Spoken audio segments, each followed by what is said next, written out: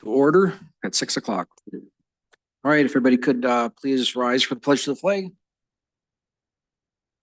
Pledge allegiance to the flag of the United States of America and to the republic for which it stands, one nation, under God, indivisible, with liberty and justice.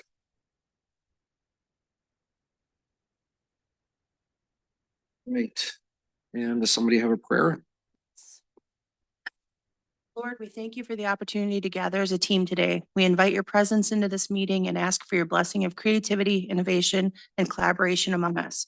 Inspire us with fresh ideas and solutions that honor your wisdom and bring positive change.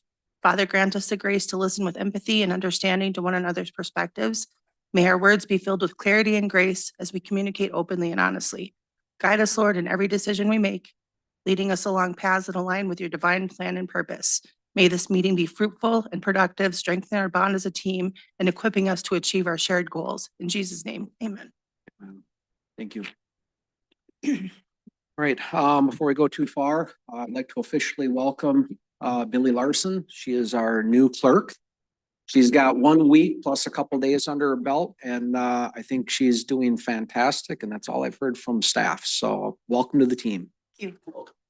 All right, and with that, could you do roll call, please? Supervisor Hendrickson? Here. Supervisor Olson? Here. Supervisor Milliburn? Here. Supervisor Ledke? Here.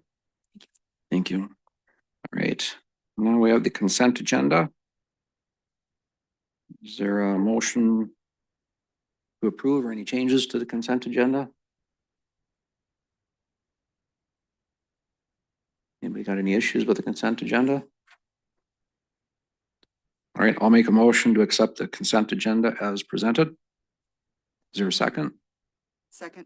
All right, motion's been made and seconded. Any discussion? Hearing none, all in favor signify by saying aye. Aye. All opposed? And one abstention. 3-4, one abstention. All right, number 2, Fire Department, February 2025 payroll. This is direct deposits 21987 to 22016 and electronic funds transfers of 22017 22018 for a total of $12,770.33. So I'll make a motion that we approve that February 25 payroll. Is there a second? Okay, motion's been made and seconded. Any discussion? Hearing none, all in favor signify by saying aye. Aye. All 3-4 and 1 abstention. All right, let's move on to the regular agenda. Is there any changes or amendments or anything to the agenda? I'd like to add 16A, community monument sign. 16A, the community monument sign.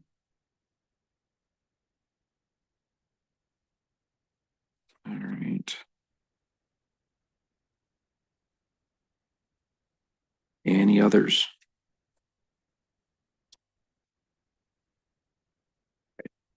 What I'd like to do is remove items 15 and 16, and I'll deal with those with a memorandum instead of discussing those tonight. So remove 15 and 16.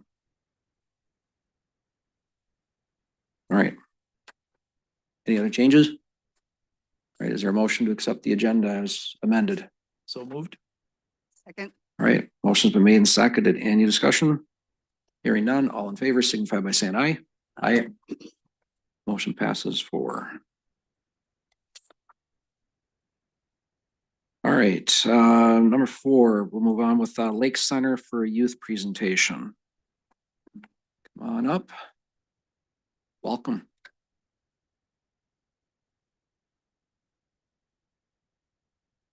Members of the Township Board and staff, I want to thank you for allowing me to provide this brief presentation tonight. I'm Linda Madsen. Closer, so the closer, yeah. Madsen, and I'm currently serving as the Community Outreach Coordinator for Lake Center for Youth and Families. Prior to that, I was the Executive Director of Lake Center for 5 years. And prior to that, I was in the Forest Lake School System for 36 years, and my last 8 years as superintendent. And I also attended Linwood Elementary as a 6th grader. As many of you know, Lake Center was started in 1976 by Jim Trudeau, who was then the Forest Lake Police Chief. And he found that there were youth that would smash a mailbox, maybe would be caught smoking, drinking, etc. And he really only had two choices as a police officer. One was to ignore it, or one was to turn it into the county attorney. He felt there should be some middle ground. And so that's what he did, was he created Lake Center for that purpose. And really to look at minor offenses and to give youth the opportunity to reflect on their actions along with their parents or guardians, and then take appropriate action, which could be an apology letter, restitution, taking a class, etc. As time has gone on since 1976, many programs have been developed and implemented to serve youth and families, but intervention has been the constant since 1976. Today, we have 3 areas of programming: enrichment, intervention, and counseling. The enrichment program has served over 120 participants in the past year with 596 sessions. Counseling has served over 217 clients with 3,468 sessions.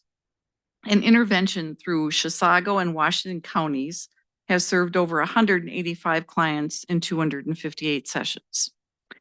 We also have an intervention prevention program, which is at Linwood Elementary, which is what we're going to highlight tonight, because that I assumed would be of interest to all of you. And with me is Gretchen Matson, who is the principal at Linwood Elementary, and Abby Hines, who's the Lake Center staff member who works full-time at Linwood Elementary. So they will describe this very successful partnership. And I would say that we have had this grant for 5 years. It's every 2 years you can renew it. And last year it was renewed for twice as much as we had the previous 2 years. So we are thrilled. And I can say as an educator, as well as being involved with Lake Center as the executive director, it is a great partnership. Some partnerships we know are partnerships in name only, and some really work. And this is one that really works. So I am going to invite Gretchen up to talk about that. And then Abby will follow and talk about the work that she does in the school. I will also say that Gretchen will likely be leaving maybe right after she speaks, because there's a concert tonight at Linwood that she needs to be at. So with that, Gretchen. Thank you so much for letting me be here. I'm not going to take up too much time because I want you to really hear what Abby does. But what I can tell you is through this partnership, we've had a lot of wonderful programs that touch over half of the kids at Linwood Elementary. The one bonus that we had this year is we lost the gal that was with us previously to a move to another state. And if you haven't heard Abby Hines' name, she was a teacher at Linwood for 3 years previous. And when she saw this position, she was really excited.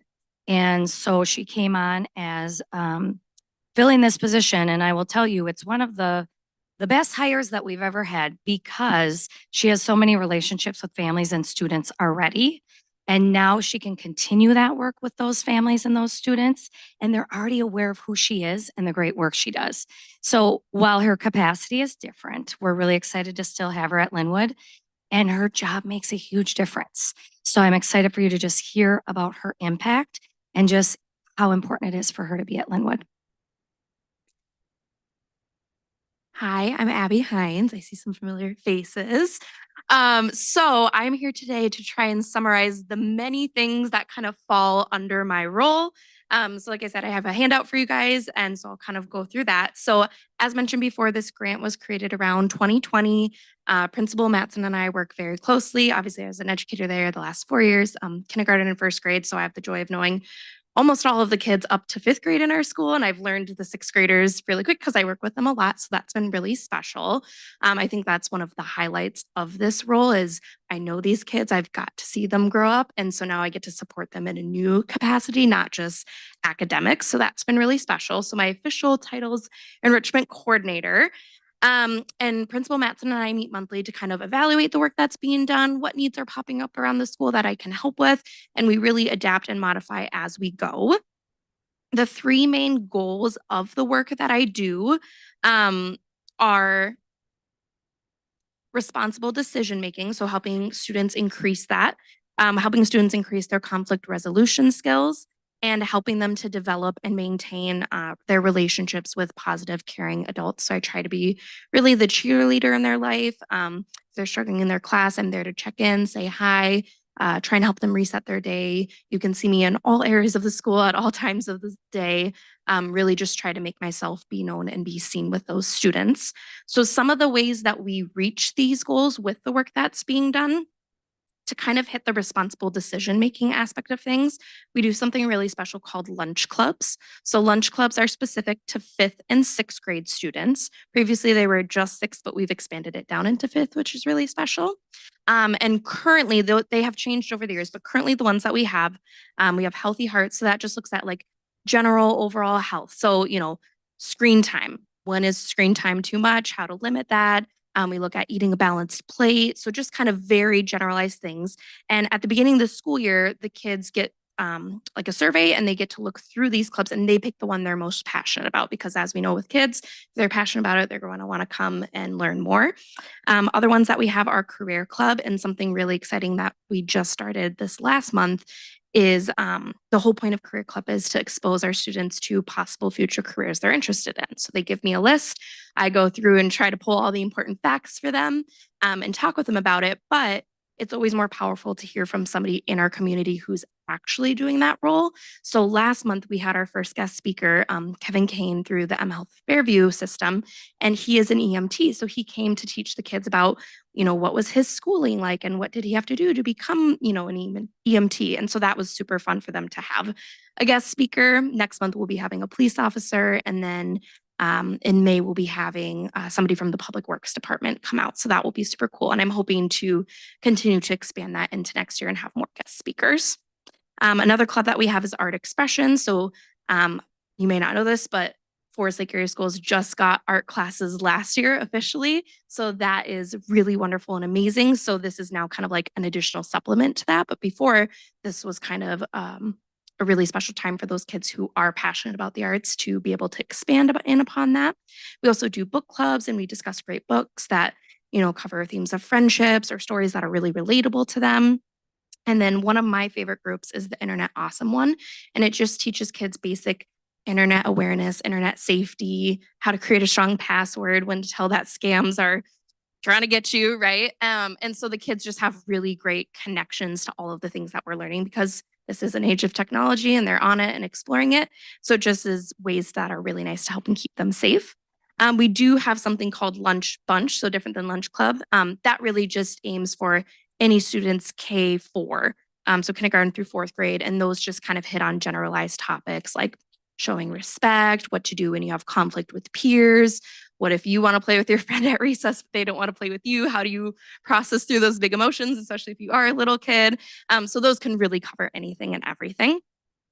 Another really awesome thing that we get to do to hit the responsible decision-making goal, we do have preventative programs for 5th and 6th graders. So we have an alcohol awareness programming and a vape-free programming, and the curriculums are listed on there that we use.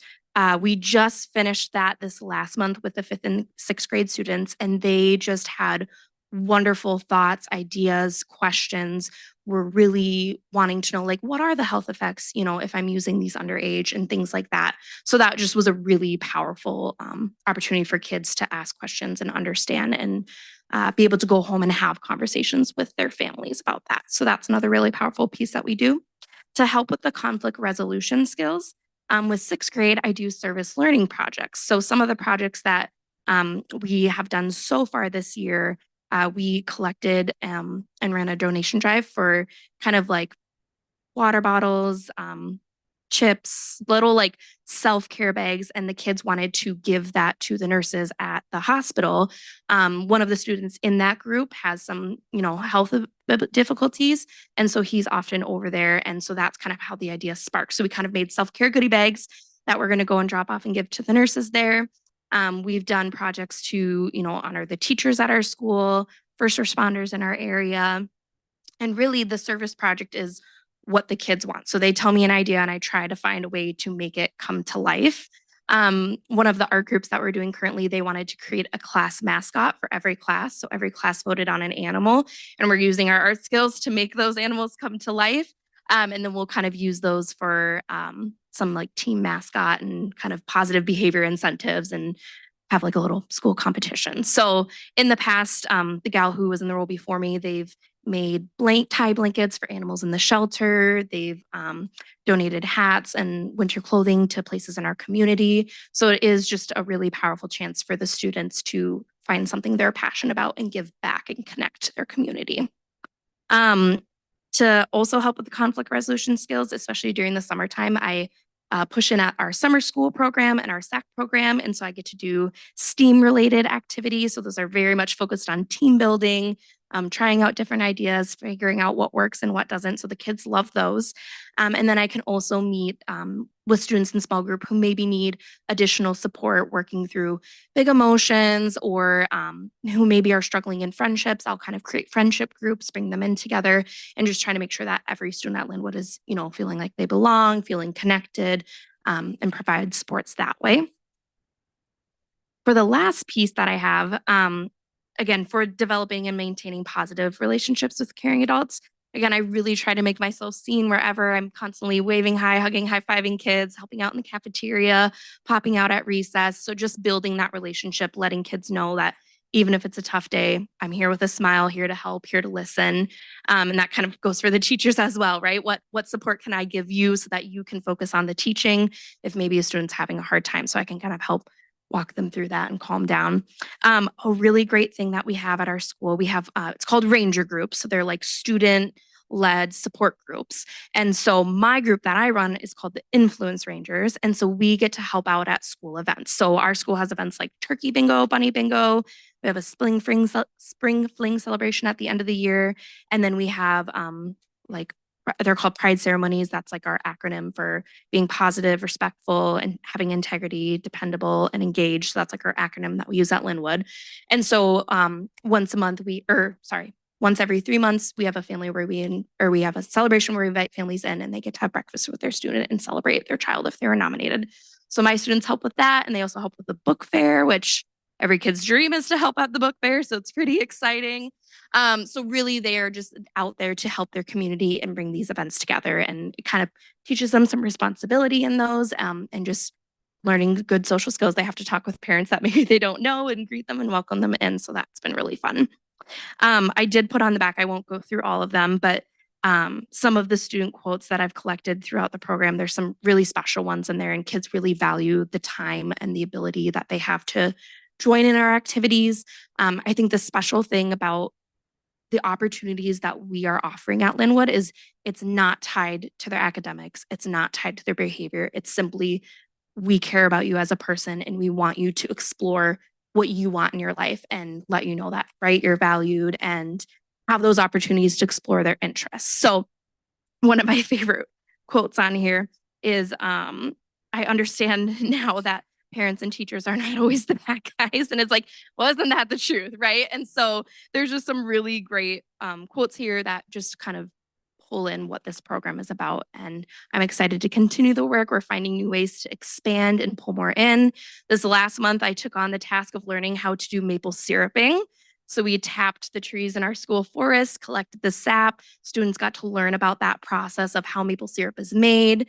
And so that was really great. We collected like 78 gallons and probably got a couple gallons out of that of syrup. So I'm sure we have lots of maple syrupers who know that it's all this work for a little yield. So that was just so fun for the kids to kind of experience and see like, wow, our forest can give us this. And my favorite thing is that every kid thinks they're taking home their own jar of syrup. And I was like, oh, don't know about that yet. I got to refine my practice for next year. So yeah, thank you for letting me speak and just share a little bit about the work we do at Linwood. Wonderful. Thank you. Great Thank you. program. Yeah. Thank you, Abby. So we would be happy to answer any questions if you have any, or if you think of something after that, feel free to email us, and we certainly can answer and give you any information. I would like to say that we've talked about our income, and we are a nonprofit. So I mean, we have various forms of income. So program fees, Grants you've heard about. This entire program is funded by a grant. We have charitable gaming, we have special events, and then municipalities and counties contribute, as well as individuals as well. And on the back of the annual report that you have in your packet, you will see on the back of that all the people that contributed at various levels in 2024. And most of them have been multiple times. And so that includes Linwood Township. And so on behalf of the board, our staff, and our participants and our clients, we really thank you for your support and for allowing us to come here and tell you about that. So with that, we are finished, but does anyone have any questions that you'd like us to answer right now? Or as I said, I invite you to contact us and we're happy to get back to you. Linda, I think it's an amazing program and congratulate you guys for everything you do there. So Thank you. anything that we can do to help, it's definitely a worthy cause. Yeah. Thank you so much. Thank you. All right.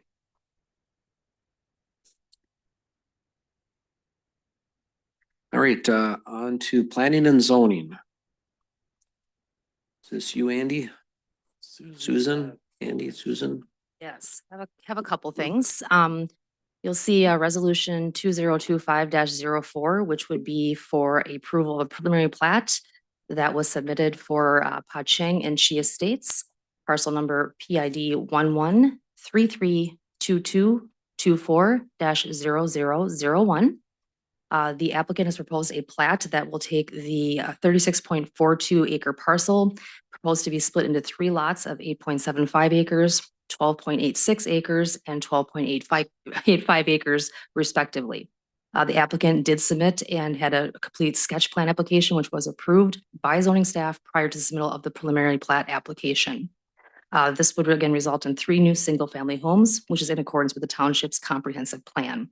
The property is currently zoned RA, residential agricultural, and the proposed lot width and proposed lot size are in compliance with the minimum standards in section 30-932 and section 30-933 of the Linwood Town Code, being width of 300 feet minimum and lot size of 5 acres. Anoka County Highway Department will need to approve all accesses prior to filing for the final plat. The county will also be the responsible party to issue the access permits when the time arises. The Highway Department provided further comments that are listed later in this memo as conditions, which will need to be addressed by the applicant prior to filing for the final plat.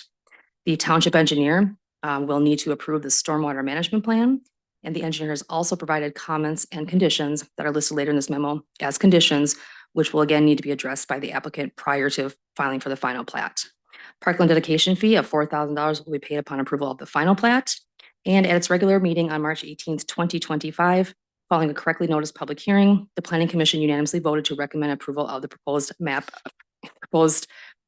proposed preliminary plat. And so at this time, staff recommends that the Linwood Township Board of Supervisors adopt the staff report into the record, accept the application, testimony, exhibits, and other evidence presented into the record, and approve the proposed preliminary plat application 24-23-PP with the following conditions and/or comments from the Anoka County Highway Department, the Township Engineer, and the Township Zoning Administrator. And would you like me to read all 19 conditions? I think we can waive that. Okay, do you have any questions for myself or the applicants who are in the audience today? Any questions, board? Great, it's your pleasure. I will make a motion approving resolution for preliminary plat for Pa-Cheng and She Estates. Resolution number 25-04. All right, motion's been made. Is there a second? Second. Motion's been made and seconded. Any other discussion? Hearing none, all in favor signify by saying aye. Aye. All opposed? Motion passes 4-0. All right, next one, Susan. Me again. This is ordinance number 220. This is an ordinance amending chapter 30, article 1, section 30-7, chapter 30, article 4, section 30-379, and chapter 30, article 5, sections 30-703, 30-705, and 30-797. This was a cleanup to some language. You'll see in the definitions of section 1, 30-7, removing the non-domestic farm animals. That's going to be further clarified as simply being labeled as domestic farm animals. The non-domestic animals was then chosen to be defined as animals considered to be indigenous, naturally wild, and not naturally trained or domesticated, such as deer and raccoons. Interim permit uses for the R1 district was amended, as you'll see at number 2, to dog kennels and buildings where animals, and adding in other than chickens and ducks, as it goes on to then clarify the chicken and duck coops on the single family residential lots, meeting the required setbacks, and also the sizes for those, and they will not need a building or zoning permit if they are less than 120 square feet. Again, non-domestic animals was really taken out. The commission chose to leave that as domestic farm animals, again, striking deers, raccoons, and also stating that no domestic farm animals can be kept or housed in the R2 manufactured home park district. Exotic animals has also been stricken from the code. As far as section 4, the regulations for keeping of non-domestic animals, again, these are all changing the non-domestic animals to have a definition of domestic farm animals as defined in section 30-7. And the final amendment to animal containment was again changing non-domestic animals to domestic farm animals as previously defined in section 30-7. You. You're welcome. Any questions? Great. Board's thoughts? Any questions on it? So what was that about the,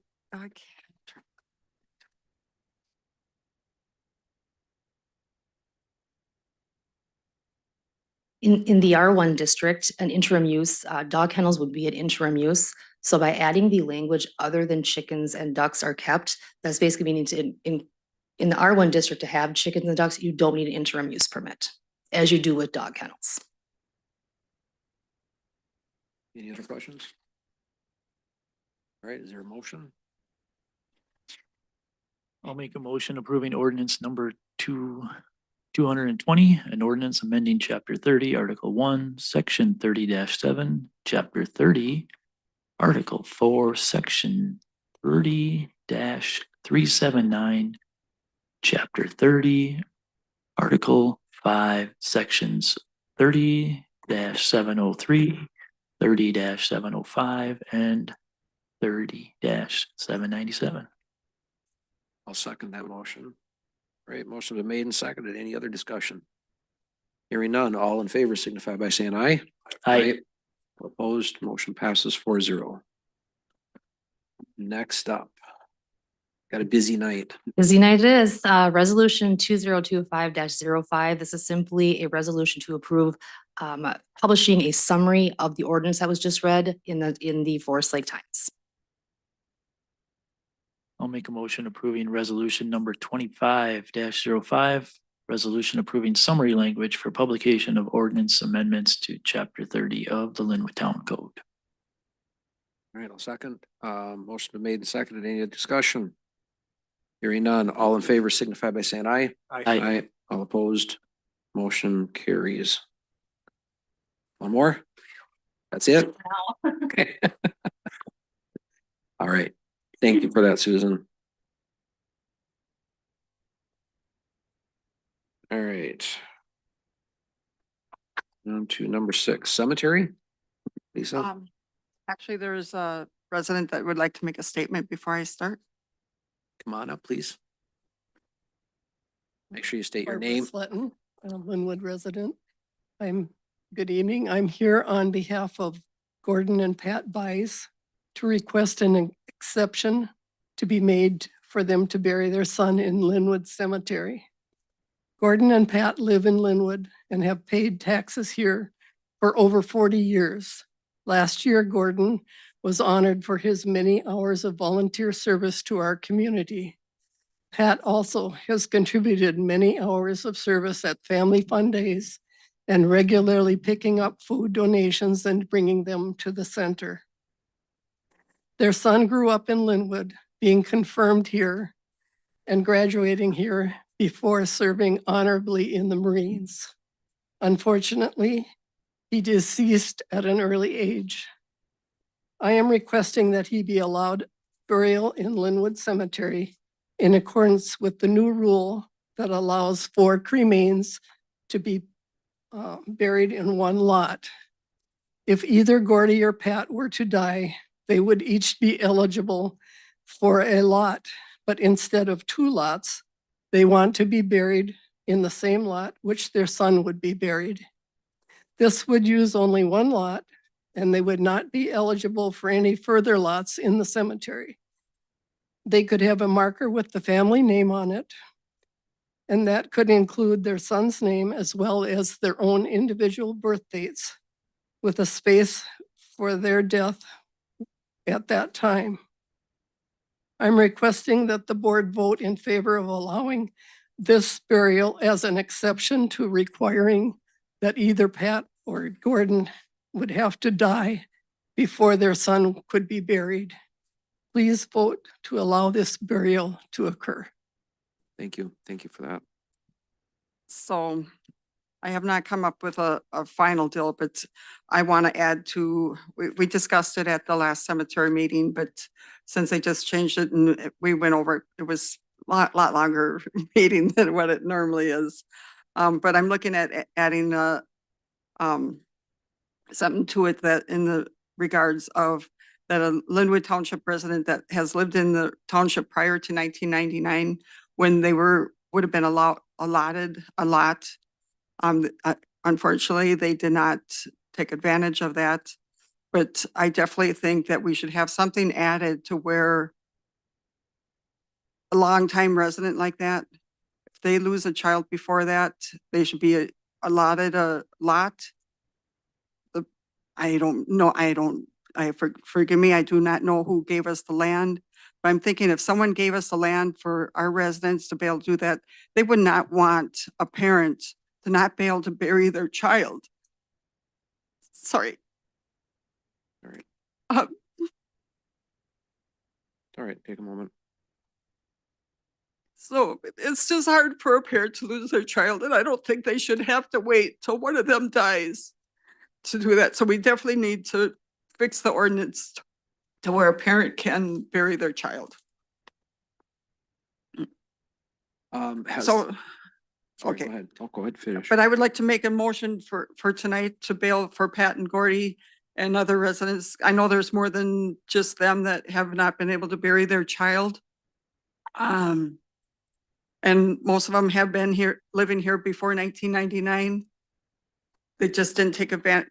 Who thinks about death when you're younger? So, but I would like to make a motion that Gordy and Pat can bury their child into the lot, and we will reach out to the other families so that they can bury their child. All right. All right, there's motion on the table. Is there a second? Is there a second? For the 3rd time, is there a second? I'm gonna second it for discussion. We went through this, I thought, a year or so ago. I thought this is like this, I think it came to before the board in 22, and it came before the board in early 23. And have the rules, the cemetery rules, have they changed in this respect at all? Not yet. Okay.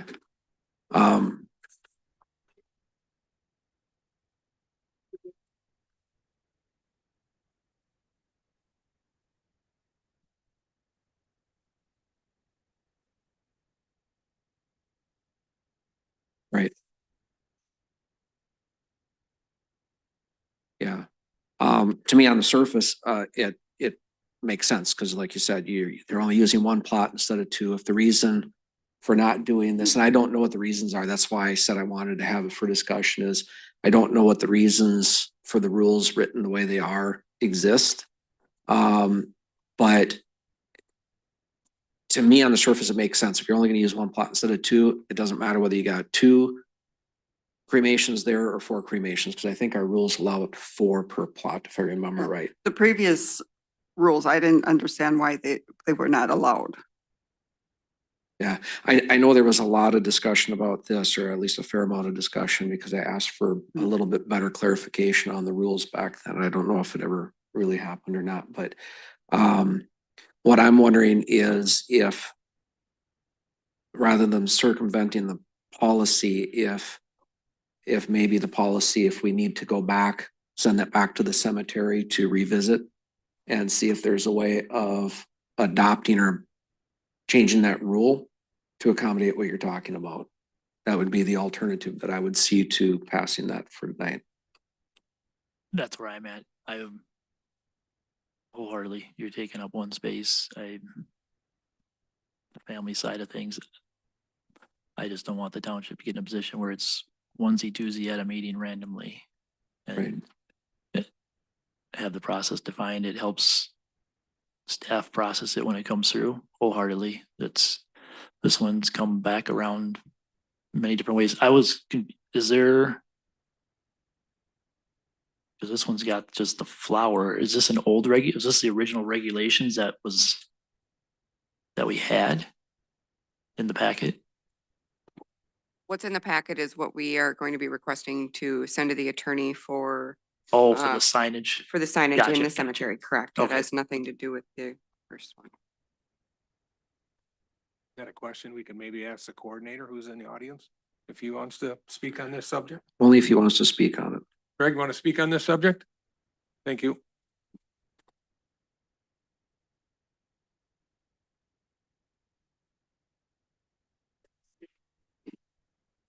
The cemetery committee has reviewed this many times. And at our last meeting, the committee's feelings on it at the last meeting were decided that we did not want to change the status of the regulations, and the regulations haven't been changed. They've been the way they're stated for a long time. The addition of 4 burials per lot is new. It was maybe just 2 before. I don't know really. We changed that 3 years ago, but that would have nothing to do with this instance, because there are, if you're using 1 lot, then there's room for 4 burials no matter what. Using 2 lots has nothing to do with it. And that's how most people are doing it now, is husband and wives. If they have 2 lots even, they're usually just both cremations, and they use the other lot goes back to the township. So that's that. And there are valid reasons, and I understand the emotions behind this, and it comes to me all the time, and I'm really torn, and it's hard to say no. But I also understand the reasons for the regulations to be as they are. A couple of concerns from my part would be if the parents of this young man, they buried their son there and they decided to retire in Arizona. Now they're not going to be buried there probably. And now we've got someone there who really, if you allow this, it would be an exception. It'd be against the current regulations, is what I'm trying to say. And the other thing about it is it would set a precedence. And I'm a little concerned about, because this does come up every year or so. And the regulations state that a resident of Linwood Township is entitled to a lot of their very own. But the definition of a resident is someone who lives in the township as their primary residence, and they're either tax paying or they're paying rent where they live. So we've had to say no to people that live here during the summer, but it is not their primary residence. And what I've been told through the years is this regulation was put in place to keep people that just had a summer cabin on the lake from filling up our cemetery. So, just that in a nutshell is how I feel about it. And again, cemetery talked about this at length in our last meeting, and around the table, we decided we didn't want to approve this. So. Any other questions? So this child did live at home and had mail there, but the mail was, disappeared after bringing it up to the town hall. Is there any way? I mean, I guess you can't make somebody that passes away get buried in a cemetery, but is there something that I don't know that we could get a commitment somehow that the parents do use that plot? It sounds like they certainly intend to now. And Barb knows these people very well, and she wouldn't be making this up. I believe her, I trust her. And yet it flies against the regulations. Right. So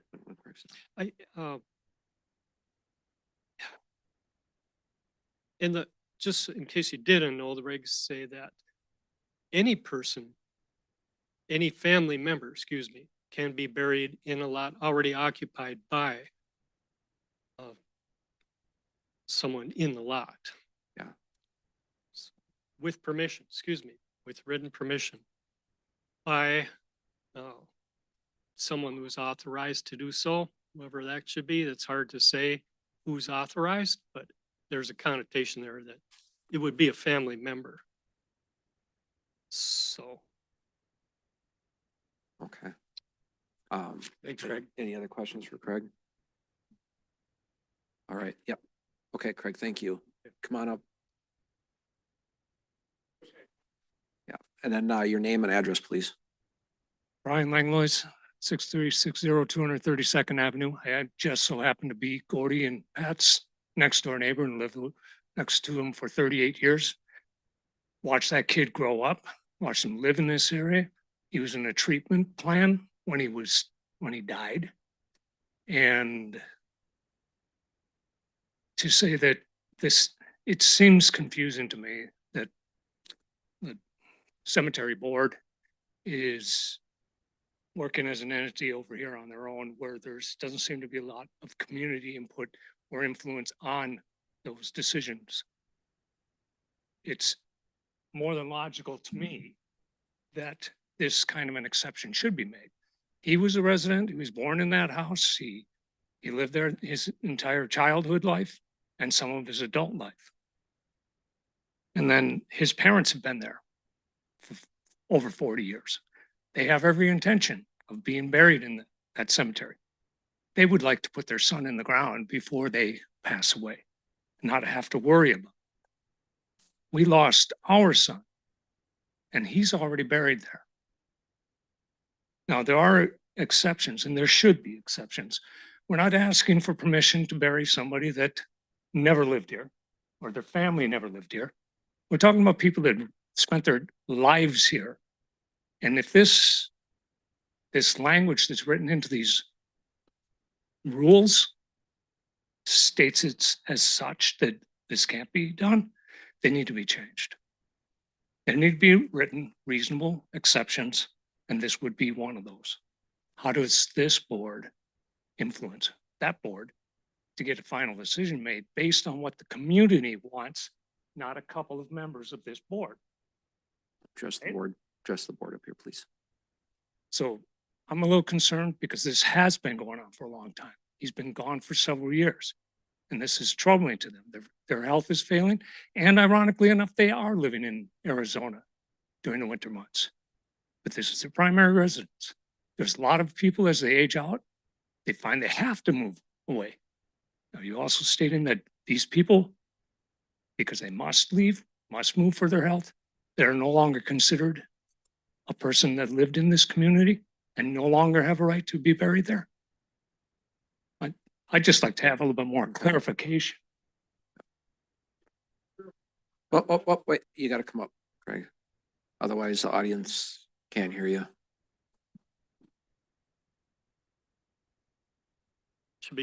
Should begin by saying I encourage everybody to read the regulations. But a former resident is still entitled to a lot here. They're after paying a $250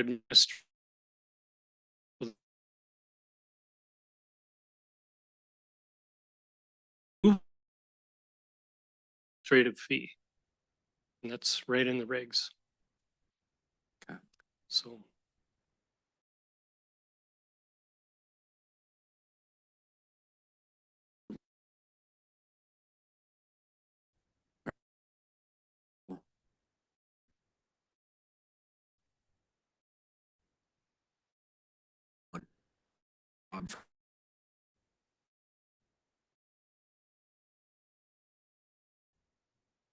Smith is living home. He went to the treatment.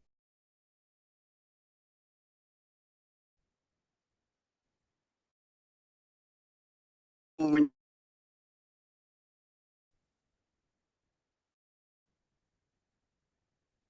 Okay. There's a question. Sorry, there was go ahead, come on and back up again. In the current rules, it does say that the board has the right to rule on exceptions. And again, as his neighbor said, and I believe this is definitely an exception that should be allowed. My thought is I want the rules to be repeatable. Because yes, this is an exception, but we've already talked at least twice since just before I came on the board just over 2 years ago that these things have already come before the board. So I would rather have it addressed in a rule if it's going to be allowed than an exception. That'd be my preference, so that not only would Gordy and his wife have that, but others that may come across the same situation. That's why I would like it to actually be considered by the committee, not overruled by the board. So did you have something? Come on up and give your name and address.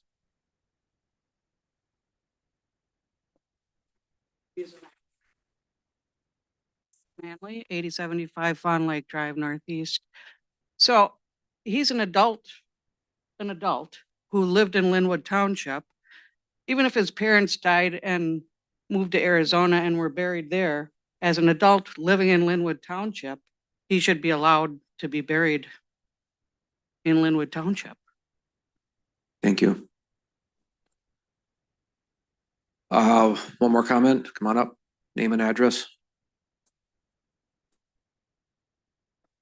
Dan Larson, 22723 West Martin Lake. Again, I'm not here for this situation, but I guarantee you, if their son is buried in that plot, they will choose to be buried in that plot. And also with him being a veteran, he has a lot of other options where he can be buried that I'm sure that his parents do not want to travel to, and they want to be here. So I guarantee that if that child is put in that grave, his parents are going to be there. They are not going to go and be buried in Arizona. But that is my 2 cents. Sorry, again, not why I'm here, but. No, appreciate the comment. Thank you. All right, any other discussion? Otherwise, we're going to put this to a vote. Yeah, for me, that's where I want to see it is finalized. I can't support not knowing what this was about.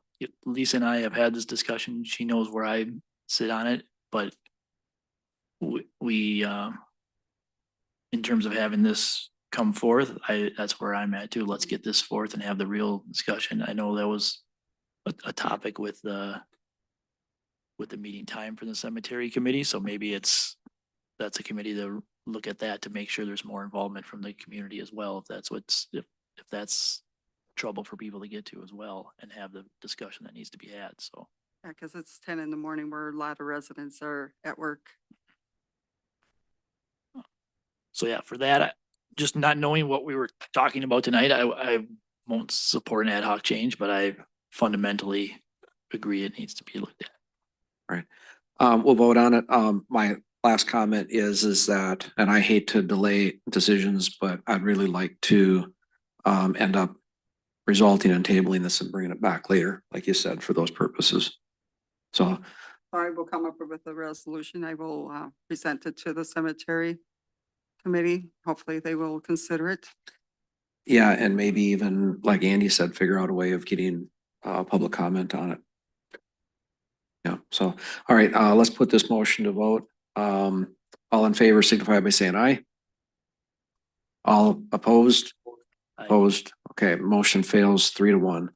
And then again, I would I don't know if we have to officially table this, but I would definitely go back and work it that way. Yeah, I'd like to see the policies be what we follow. Okay, thank you. Appreciate that. All right. Good on this topic? There is, the cemetery would like to make some signs to present, so that kind of regulations for the cemetery. It was sent to you. I don't know, do I need to read it, or did everyone, it's on the, Made sense.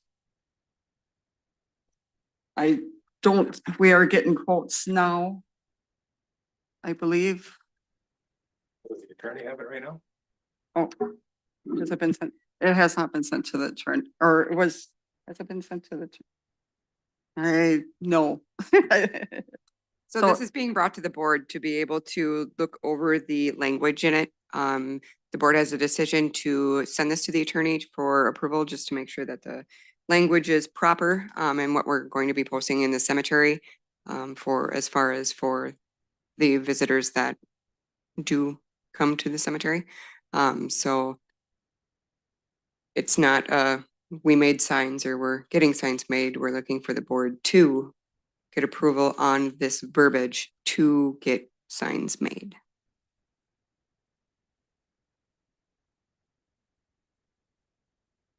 Okay. Board's pleasure on this?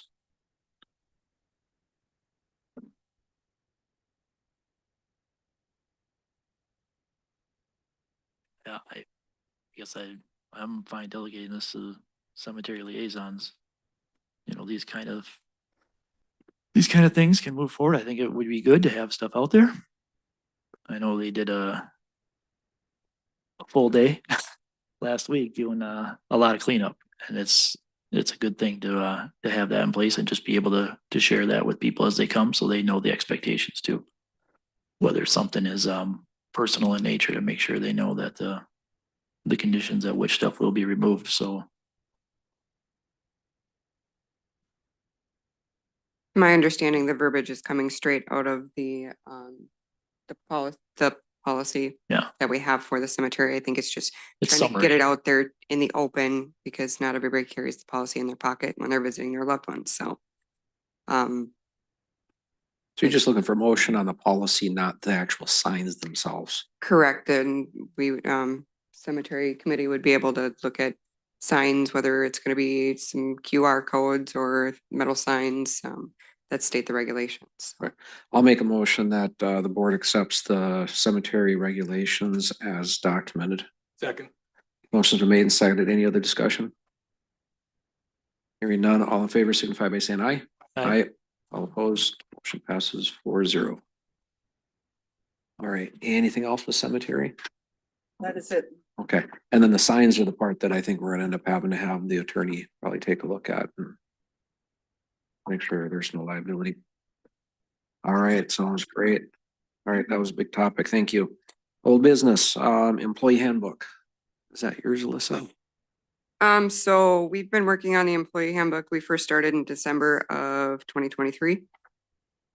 It has gone back and forth to attorneys, back and forth to workshops. I brought it up at the February 25th meeting, and it was to my knowledge that you were going to be reaching out to the attorney to get a meeting set up. I'm wondering where we're at with this. No response. So how do we move forward with getting an employee handbook in place that needs to be in place? Well, I think we should, I don't want to use the word review. I think it's been reviewed to death, but I think we're gonna need to just I guess it's up to the board. I mean, if you want to make a motion to approve what's there, you can. I'd like to reread it. I hate to say that one last time, but But I think there was some things in there that's been a long time. Like you said, it's been going on for a year and a half almost. So, but there's a red line version that's out there. I would say, I haven't read it also. I would like to read it a little more before. okay, so just to bring everybody up to speed on it. And I don't know if you had a chance to go through the red line version. Really? Okay, so maybe we table this one for one more meeting. We'll bring it back at the next meeting. And then everybody's got an assignment to go through and re-educate yourself on the red line version. And do you have a red line version or does that need to be sent back out? Do. No, I do. I'm only speaking to the board and their time. I'm for moving forward, but with the time commitment of coming back at the next meeting. With other schedules and stuff, we have to look at what the appointments and everything else for the coming up for the other board vacancy. What's your suggestion? We have a red line containing stuff that is coming forth in like 2026. There's a mixed bag in there. So we just need to, Granted, those would be exceptions. What I'm pushing for is the current one that we are giving employees that are hired is from 2020. We've been working on this since 2023. There has been implemented stuff that is federally regulated and state regulated that have been changed in this edited version that we've spent 12 hours total in meeting workshops with the whole board and the attorneys and send it to another attorney. So how do we move forward with being able to set up new employees for success? I mean, what they're reading now is from 2020 and null and void, unfortunately. We can't give them the red line copy where all of the other amendments were made. What we dislike, I mean, the board has to make a decision of somehow. well, yeah, to me, it's hit it in May because April, we have to appoint and do stuff. The timing of where we got. If it's those red lines that we can truly look at, we can look at that offline and just say, these are the ones, the attorneys looked at them and we can adopt it there. And I mean, it's a refined policy each and every time. And this is what I'll state again is having an HR to be able to navigate these conversations would assist all. So I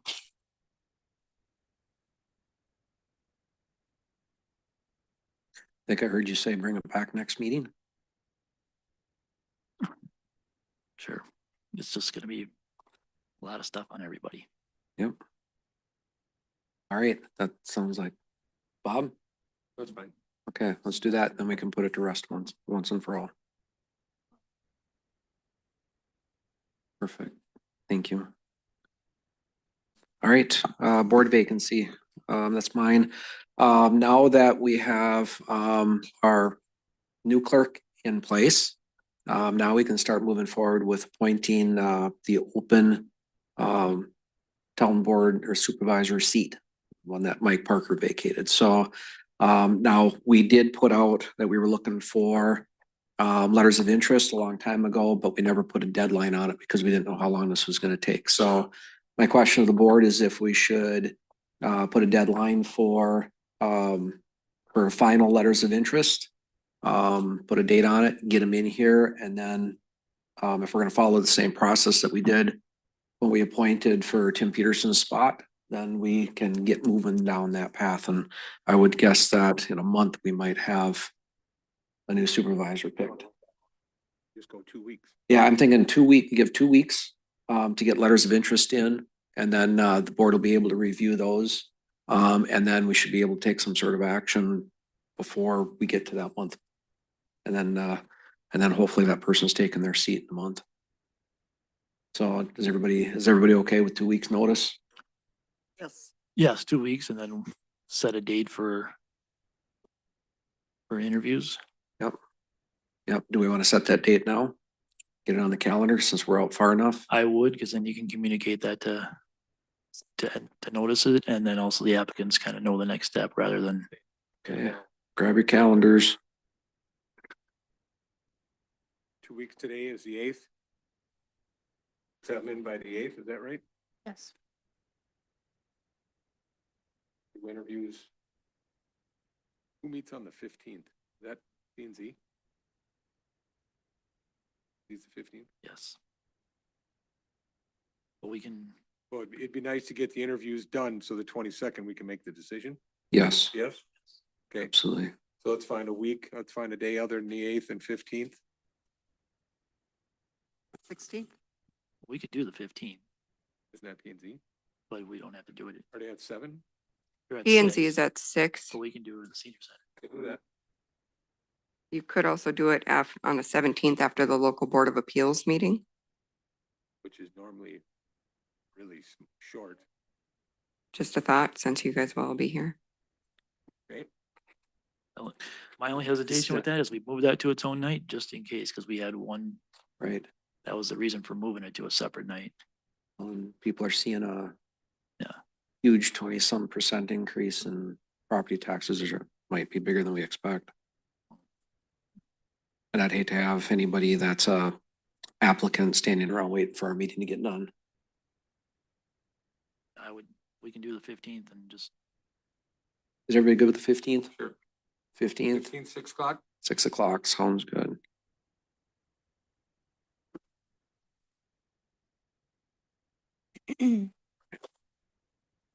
So I'm clear, 4/8/25 for the deadline for letters of interest, and then 8/15 for interviews. Correct, at 6 o'clock. Got Yep. it. 6 o'clock, correct? 6 o'clock, yes. All right, Tax day too. yeah. Okay, we got that one done. So that is our board vacancy. So get the word out. Got 2 weeks to get a letter of interest in, and hopefully we get a few more applicants. All right, number 9, new business, accessory building. And I think you wanted to speak to this. Come on up. Name and address, please. Kevin Bullis, Linwood resident, 92110 234th Lane Northeast. First and foremost, I just want to thank you guys for giving me the opportunity to speak in front of you today. To start, I simply wanted to take a moment to highlight the accessory building ordinance as it stands today. As you'll see in section 3672 3, for RA zone parcels, the current buildable area limitations are broken out into 4 categories: 0 to 1.5, 1.5 to 2.5, 2.5 to 4, and 4+ acres. It should be noted that there are the identical size breakdowns as R1 zone parcels in section 3671. The reason which I bring this to your attention is because the majority of Linwood's RA parcels are greater than 5+ acres. Ordinance section 3934 specifically states the minimum lot area requirement in RA districts shall be 5 acres. This brings me to my first point.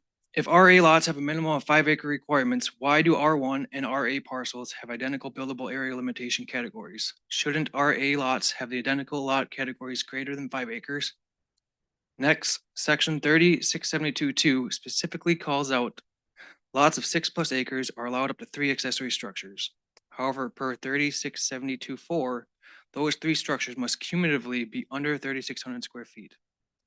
I simply want to point out that as our ordinance stands today, this is by far the most restrictive ordinance in our surrounding area for larger parcels. Those being Stacy, East Bethel, Columbus, Ham Lake, and Oxford Township. And this can be seen in the handout I provided for our 25-acre parcels, for example. Specifically, Linwood, again, 3,600 square feet cumulative. Stacy, you can have this is for 25 acres. Stacy, you can have approximately 22,000 square feet. East Bethel, approximately 9,000 square feet. Columbus, 24,000 square feet. Ham Lake, 10,000 square feet. Oxford, they have no sizing restrictions whatsoever. And come to point, they all, Stacy is no taller than primary building. Columbus is 16-foot sidewalls. Ham Lake is no taller than primary building. Oxford Township is 35 total feet in height. To take this one step further, to show how ultra restrictive our ordinance is, the ordinance appendix number 1, which includes the Anoka County Shoreland Ordinance, section 6.4, specifies that a wetland setback must be 50 feet if it's a protected type 3, 4, or 5 wetland. I want to say that again, a protected type 3, 4, or 5 wetland.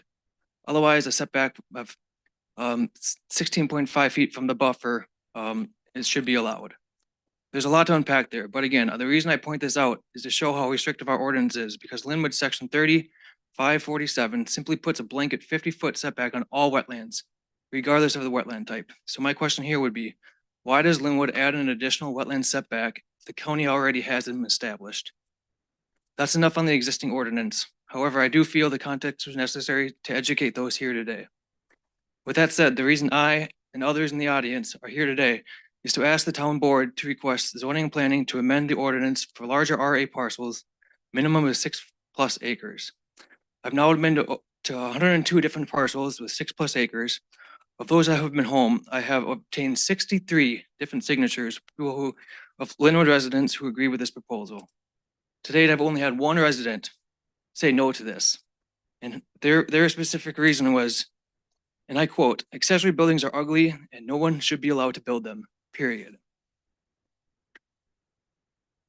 The ordinance change proposal in which is being presented today is as such. We are requesting that at a minimum, a 6+ acre category is added to section 3672 for RA parcels. Specifically that 6+ acre parcels are to be allowed 4,200 square feet with 16-foot sidewalls. Additionally, proposing that section 3672(4) gets amended to remove the word cumulative, update the square foot to 4,200, and add per structure, as long as it meets section 3672(1) and 2, which again is the section which specifically calls out up to 3 accessory structures for 6+ RA zone parcels, all of which has been outlined and provided in the ordinance change proposal that I provided with you all. As it pertains to the sidewall height, I would like to ask the question on why the township is restrictive on max sidewall height of 14 feet rather than a potential do not to exceed the primary building height, as does Stacy and Ham Lake, for example. The reason which I ask this is I could in theory build a building with 14-foot sidewalls and a 10-12 or 12-12 roof pitch, which would actually be approximately 4 feet taller than a building with 16-foot sidewalls and an 8-12 roof pitch. Thanks again for providing the floor so that I could outline this proposal in which us residents are hopeful to get amended. Any questions? Questions for Kevin? No, thank you for bringing this forward, Kevin. And I do have the 63 signatures that are ongoing if you guys need to see. Got her in here too. Those only, that one only had That was a short 44 list. on it, but I have more. If it matters. All Thank right, you. Super. Thanks, Kevin. Great. I do know that I went out and I checked out his place and where the location of it is far enough away from the wetlands and that, it's actually one of the best areas for him to build it. And I know when I built my pole barn, 16-foot walls it would have been lower than my highest pitch or point of the house. And I did a variance for the size, but one of the board members at that time thought that Americans had too much stuff, and who this board member actually had a larger pole building than what I wanted to build, and it was full of stuff. So I don't know where that all came from, but I definitely think it should be changed to where people are allowed that. I mean, I hear from the residents all the time that they don't like all the garbage out in the yard. Pole barn gives them a place to put it. So this went before planning and zoning already, right? That's what I read in here. Yes, so it did go in front of planning and zoning, but I also did provide also the reminder of the town board procedure for ordinance amendments where there's not an actual, from what I recall, there's not an actual vote tonight. It's kind of like a tabling discussion, and then it comes back to the next meeting with clear, concise instructions to planning and zoning, so they know exactly, if you choose, what they should be addressing. Correct. It was only public comment at planning and zoning. There's Yes. been no official ordinance review.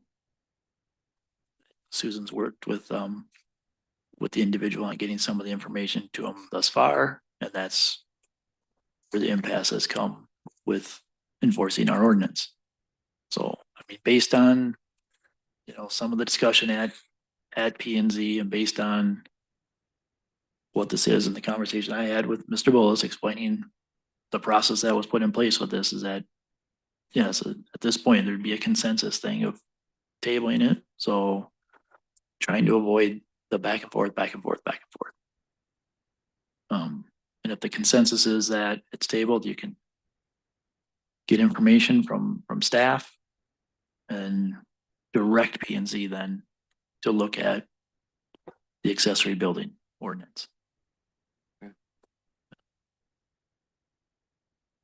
Yeah, come on back up. I do want to point out this, the zoning plan did mention I could apply for a variance that will likely get denied because I don't have a specific, what is it? Hardship. Hardship, right? I'm not trying to change it for myself anymore. I have 63 signatures. The township wants this. It's clearly not working. I can do a ordinance amendment for, I think, $1,000 plus $1,000 escrow. Again, I think it's clearly broken. If 63 other people agree with that, I mean, you can clearly see that the R1 and RA are identical for the size restrictions, and that doesn't make sense. If you look at that map behind you, majority of those parcels are 5 acres or more. So why are we looking at the same categories? Is, I guess, my question. So that's why I don't think amendment that residents need to pay for is on the table personally. That's kind of where I stand with that point. Thank you. That is one thing. I think it should be changed from a hardship to common sense, because a lot of times to put a, Well, just, we can't talk into land use Okay. type stuff because that's in the state. That's everything. Yeah, come on back up. Is it Brian again?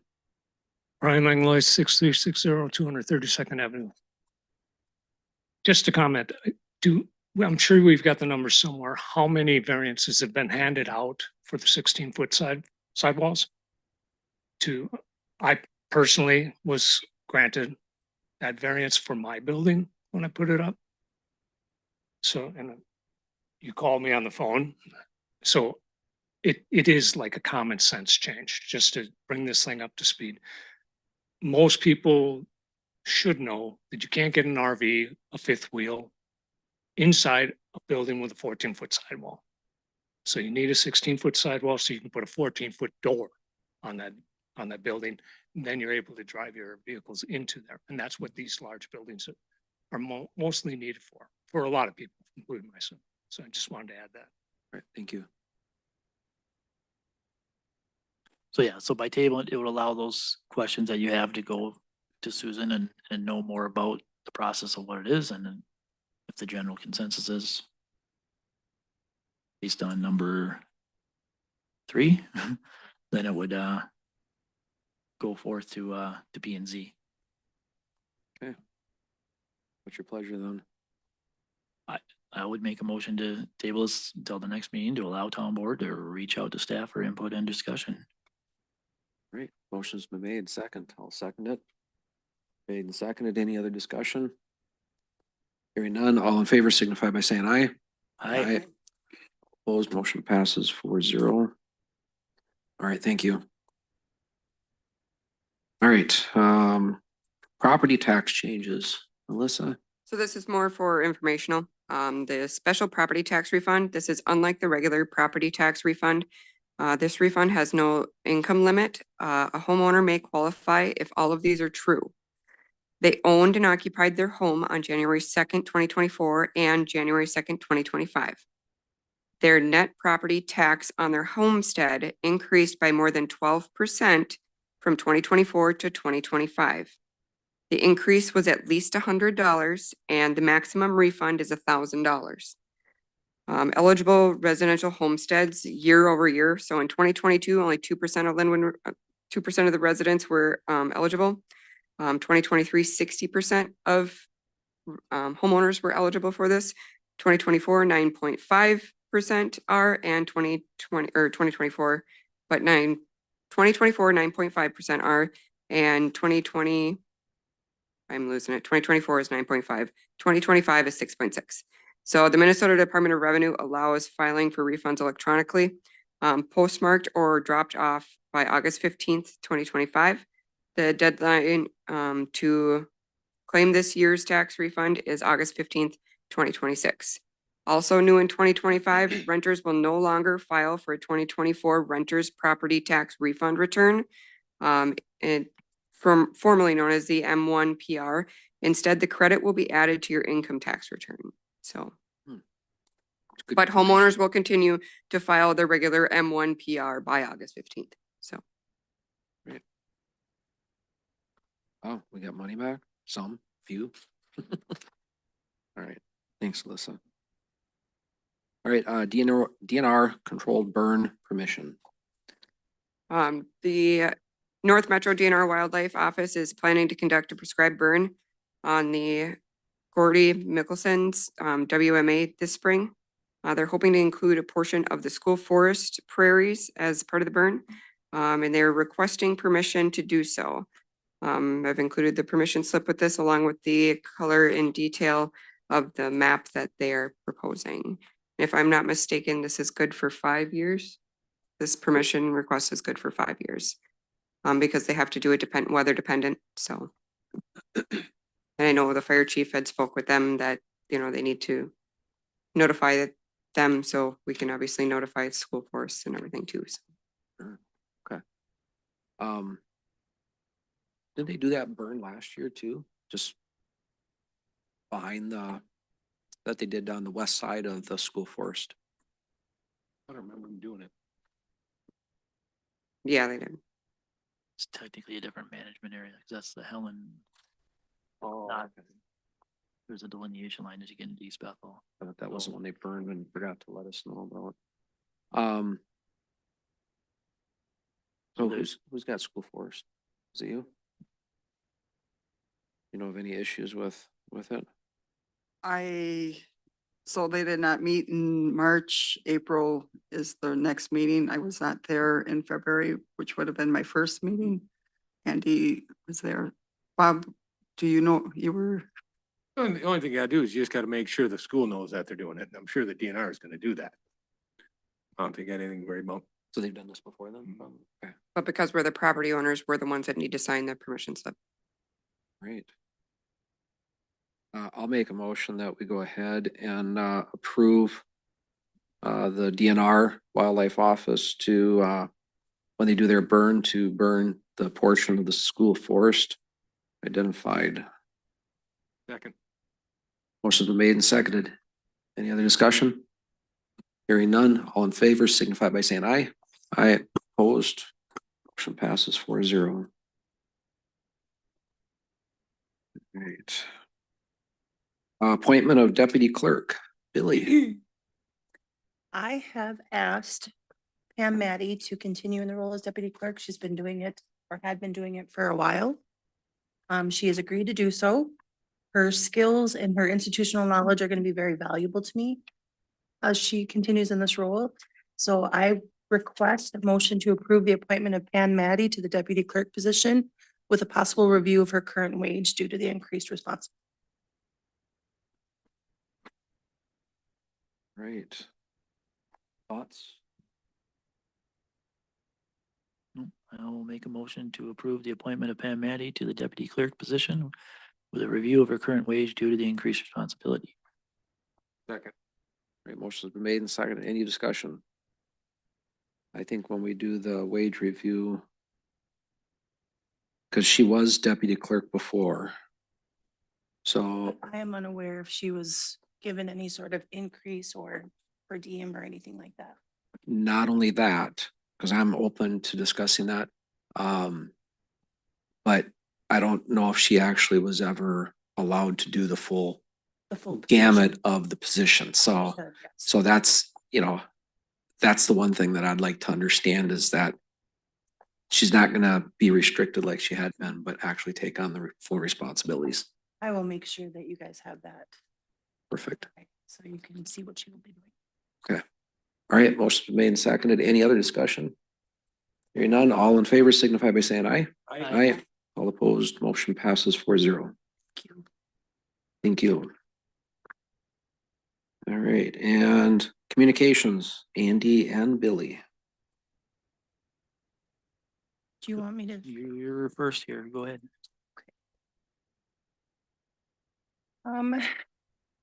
So with part of this is the board packets. I've worked for other cities that have posted them online And the residents seem to really like that because they have all the information in advance. They can decide whether or not they need to come to a meeting. They have everything that you have, except for anything that might be not public. I'm requesting to have a conversation to allow me to start doing that here. I believe we have a spot on the website that would work, and working with Natalie to make sure that that could work out nicely. We did receive a data request from a resident that wants every packet for 25 and 26 that the town board has. This would eliminate some of the work for the office staff, so we don't have to prepare and send out an additional packet. It would already be posted, and anybody that wanted to see it could see it. Makes sense to me. Could we expand it to all committees? We could. So yeah, I'll make a motion to allow the town clerk to post all committee agendas and packets, town board and committee agenda packets to the website after distribution to the boards Yes. and committees. I'll second. All right, any other discussion? Okay. I thought we directed, I thought this was last fall we'd made this decision, so I'm excited to move on with this. All right, no other discussion? All right, all in favor signify by saying aye. Aye. Aye. All opposed, motion passes 4-0. Thank you. Thank you. General communication updates. So, coming out of,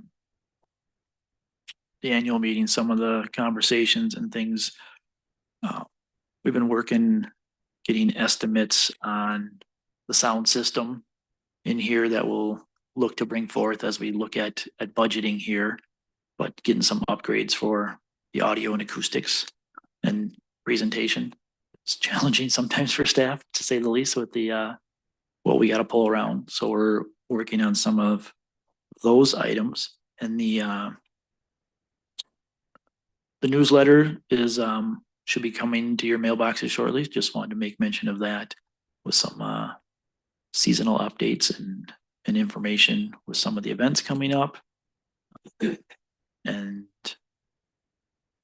the website updates to that, well, we're going to put the packets on there and then start working through. I know there's some communications that have come with some website interaction stuff. I know there was a meeting day, and Today. so there's just information coming forth to the board. Just want to make it aware. Back to the technology one. One of the conversation, and maybe I'm looking for board consensus or direction, is interest in being able to stream the other committees, and then just also having somebody administer this. I took this on to get streaming going. It's a challenge, to say the least, to participate and make sure we're managing and starting it up and stuff. So there's been interest from some residents to be able to take it on and do that. If the consensus is to work with that and get a cadre, so to speak, to be able to cover things and move forward with someone else doing this. I think it's a great idea. Let the residents participate a little more. So I will, I'll follow up those conversations and come back. I just want to get consensus of everybody. So. I warned you when you raised your hand to do that, though. Just remember that. All right, thanks, Andy. Thanks. All right, meeting request work sessions. This is more of a question than a statement. There's things that come up from time to time, like we've got the public works position, the parks position, questions of, what are our plans with the plow trucks, the cost of those going forward. Do we contract out the lawn care, or do we do that internal? There's all these different kind of questions that have kind of been talked about. And so I'm just wondering, we've got special meetings, but we also have not talked about having like work sessions. So I just want to put that bug in everybody's ear. We don't have to decide it tonight unless everybody is really in favor of it, but whether we have a regular work session scheduled, do we have work sessions? or not, but that would give, I think, the board an opportunity to, instead of being in such a formal setting, kind of roll up your sleeves and be able to actually discuss without necessarily waiting for the next person to finish, kind of a thing. So might be more productive in getting some dialogue going. So just throwing that out to the board to see if if we should start looking at maybe doing some workshop sessions. Or maybe even try them, see how it goes. So just thoughts? I actually kind of talked about that at the park meeting last night to where we had some like that. And then maybe it could also be a fundraiser too, to where if we wanted the residents to come, we could have the scouts, you know, if it was in, a Saturday morning, they could have a pancake breakfast.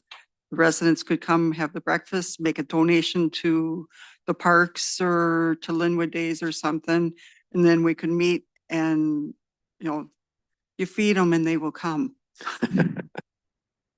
Oh, No, I think it's good in the sense that it gives a chance for staff to grab consensus on an item or something and move forward and have, just an overall discussion. I'd be in support of it. If we refine the meeting agenda and the cadence of this to where, it's education for all in terms of what and the time commitment of, all right, here's the meeting and then here's the workshop. yeah. These are the topics to discuss. Yeah, that's why I said it's more of a question, because like you said, we gotta develop what the parameters are around it and what that means and communicate that. They would be open to the public, obviously. So to speed things up, just because it is gonna be nice weather, we're gonna have to start mowing the grass pretty soon. Do we want to put something out to have a bid for it to contract out the mowing so that we have that information so we can decide, do we want to hire or do we want to contract it out?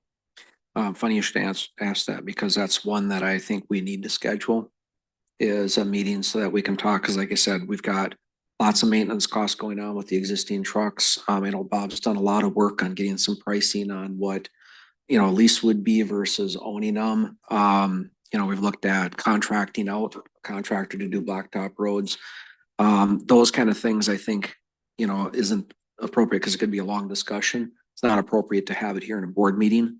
But I'd like to get I'd like to get a meeting scheduled as soon as possible, because can't really move forward on lawn mowing and the public works position until we have some of those general questions answered by the board.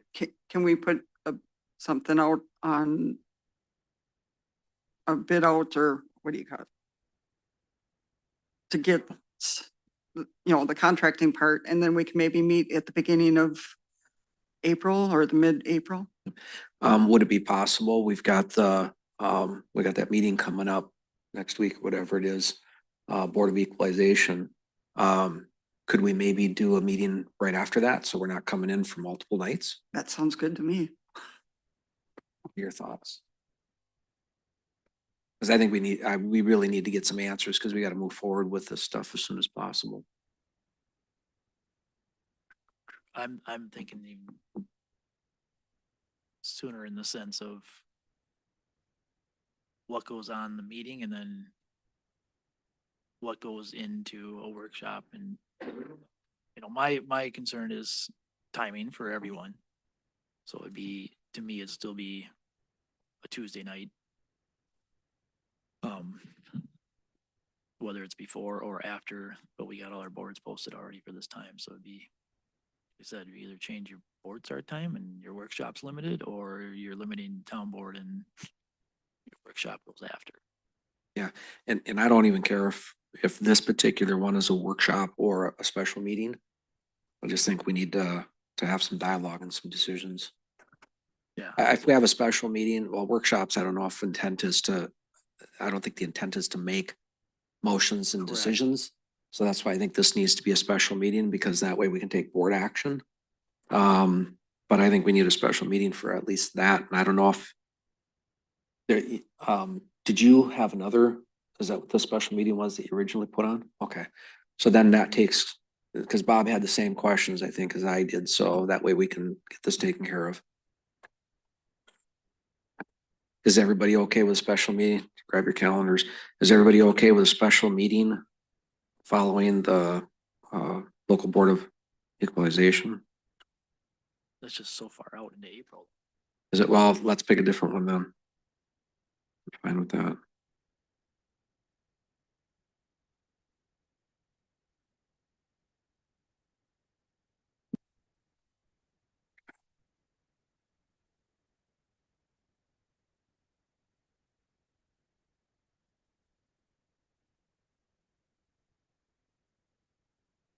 But you have anything Monday? No. Good on Monday. Bob? 31st. First. I'm fine. 6 o'clock again?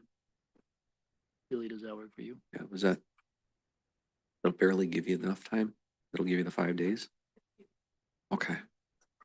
Perfect. Monday, 6 o'clock. Monday, 6 o'clock. Beautiful, thank you.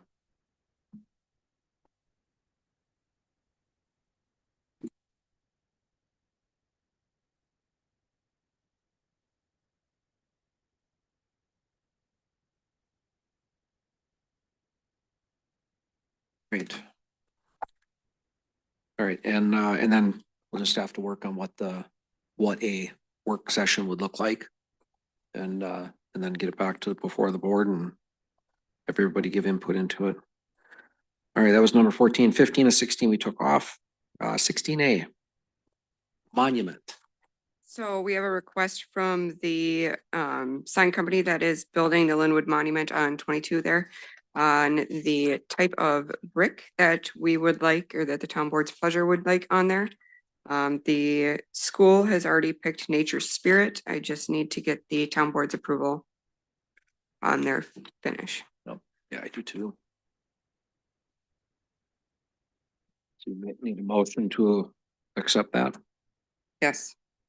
Motion to go with Nature Spirit. Second. Brickwork, stone veneer. Okay, motion's been made and seconded. Any other discussion? Hearing none, all in favor signify by saying aye. Aye. Opposed, motion passes 4-0. All right, upcoming meetings, the Matt Spring Course is April 4th, the Anoka County Open House on Tuesday, April 8th. The local Board of Appeals on Thursday, April 17th. Martin Lakers have their annual meeting on May 15th. I think there was a registration or something in our packet. If anybody wants to go, keep that in mind. It's still a little bit out on May. All right, any other upcoming meetings anybody knows of that I missed? All right, treasurer updates. Speaking of plow trucks. Just came in at 5:40 PM this afternoon. So I know we were talking about leasing them. So the monthly payment on a 60-month lease would be $4,591. After the 60-month, we could walk away or buy it out for $115,900. Slow down on that. So a 60-month lease is 4,000 a month? $4,591 a And month. I'd say right now we're averaging about 6,000 in repairs. Not a month. No, Well, the last repair, okay, you know what I'm saying though. look at last year. I think it was about 25 grand for both the trucks, for the maintenance, the repairs, the cylinders, everything. So I mean, this year we're looking probably at, well, with the amount of damage on them, probably about 35,000 for both the trucks. So the $4,591 is for a singular truck. Okay. So just where we're at there, and And will you be able to put that out before the special meeting? yeah, I'll forward it. Yeah, exactly. To purchase what they have left on the lot, they have a 2022 Western Star 4700 is 279,000. So they have The 22? Yep, 2022. They have a couple options, you know, whether your terms are and rates and everything on here too, balloon payments. So I'll, Getting easier and easier every 10 seconds. Yeah, I was gonna say, didn't they give like a huge discount last fall? I thought. $100,000. Yeah, yep, so maybe we just need to watch for those. We just gotta be prepared for it Yep. and not think about it the day we see it. I mean, be prepared for it. It's like have our savings account ready for it or something. I think that's almost an easy one. Now, if we can only figure out how to lease fire trucks, we got it made. For sure. On Friday, we had an audit by the state of Minnesota for our motor fuel claims all the way back from September of 2021 to December of 2024. Going through the returns, it was brought to our attention that the public works trucks, the senior van, the recycling truck do not qualify for state tax fuel rebates. They are exempt from registration tax, hence why they have exempt plates, but they're not exempt for fuel because they're not off-road or emergency vehicles or have a PTO. The plow trucks have PTOs on them, so we're only allowed to claim 15% of the fuel that is put in them. We went through them for 2 hours and 45 minutes from September of 21 to December of 24. And corrected the returns by subtracting the recycling truck and the van and only using 15% of the fuel put in the public works trucks. So granted, this is money that the state has paid us back.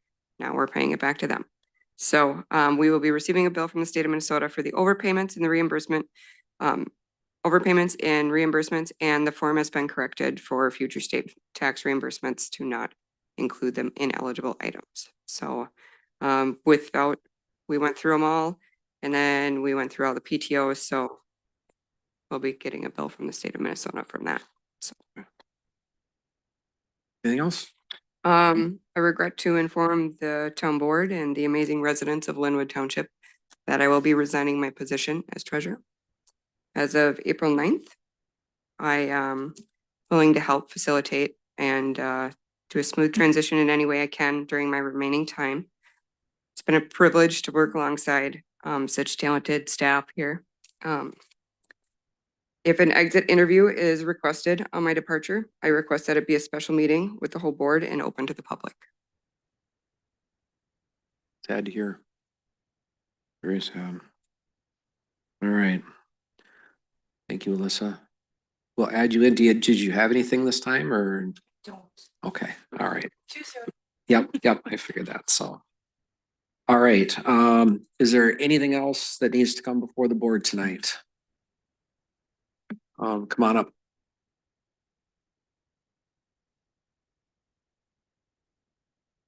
Ryan Langlois again.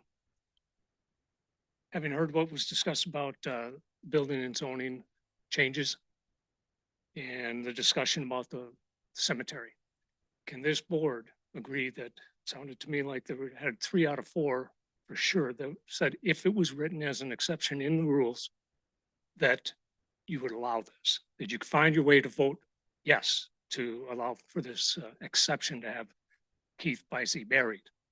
So given what was described for the actions, can this board tonight move to have narrowly written exception tailored to this kind of an event added to the board's discussion before the next meeting so this board can review and vote on the amendment to that document? The added exception. Yeah. So it would be written in. I can speak for myself. I wouldn't be comfortable making a motion tonight for that, as you described it. I'll say for me personally, if the rules are amended, then I would absolutely support it. Okay, so I have a question then. How do, as a community member, how do I facilitate that action? I'm unfamiliar with the cemetery board. Are those elected members? They're not elected. They're not elected by the public. They're appointed by the board. They are appointed. Yeah. Okay, so this board can direct that committee then? Yes. Yeah, but of course, the reason why we have committees is we look to them to do that work and make recommendations, and then we sometimes go back and forth on it. Yeah. Okay. All right, thank you. Anything else? Hearing none is, oh, one more. Name and address, please. Dan Larson, keyboard warrior, 22723 West Martin Lake Drive. I took some exception to some of the language that was used at the last meeting I had watched from a town board member. It's okay to thank the staff. It's okay to thank people. I mean, I'll do it right now. Thank you for everyone that the work you do. But it would also be nice to do that without a backsided comment directed to the public. that is one way we get our grievances out to other people is the internet. And it also would be nice if, maybe thank the taxpayers once in a while. There's people that go out and work doubles over holidays. There's people that work holidays, have to work holidays. That, that tax dollars comes here and allows you guys to do what you're doing. And then to show, a little bit more of a, in the prayer today, decorum, act like an adult. I mean, we don't ask for much. And that's all I got. And again, thank you for the work that you guys do. All right, thanks for your comment. Thank you for coming tonight. All right, anything else before the board? All right, motion is there. Okay, motion's been made. Is there a second? Second. Motion's been made and seconded. All in favor, signify by saying aye. Aye. Aye. All opposed. Motion carries. We are adjourned at, I gotta read it, 7:40.